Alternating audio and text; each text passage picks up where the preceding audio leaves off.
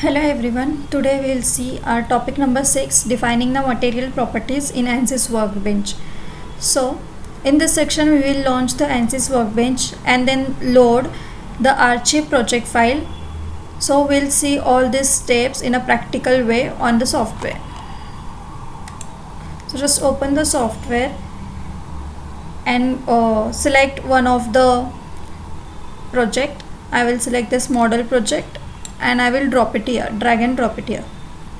So now in engineering data, we'll double click on this. We have to set the material for our geometry.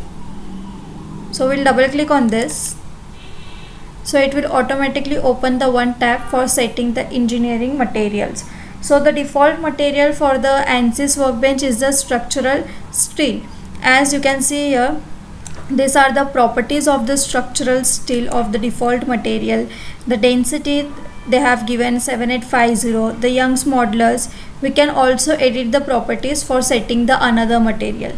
Okay, so in order to set the other material, click on engineering data sources.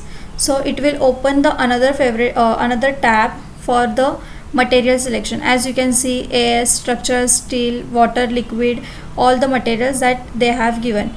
If I have to set one of the material, so I have to just click on the plus tab. So it will automatically add as the bookmark, which means our material has to be set. If we have to create the another material by giving the various properties, we can drag and drop these properties here. Now the third option will be the ANSYS grant materials data. So if you want another materials as well, you have to click on this. Then we'll get the number of materials that is available in the ANSYS grant material data. So here you can see there is a brass available. Here you can see the description of the brass. I mean, what are the properties, what is the density, what is the Young modulus for the brass. All the data this I have given into the description. If you want the cast iron as your default material for your geometry, then you have to just click on the plus sign to add the material. Okay.